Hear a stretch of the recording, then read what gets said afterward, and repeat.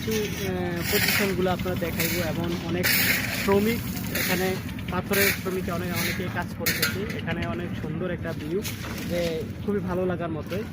আমার সাথে আসো, দেখুন আমরা কিছু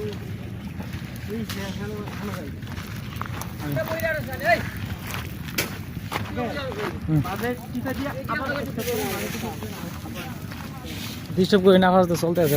স্টেপ করে রাখেন, আমি যেন বই মনে নেই বই আবার স্টেপ করি, ভিউটা দেখায় নি সুন্দর।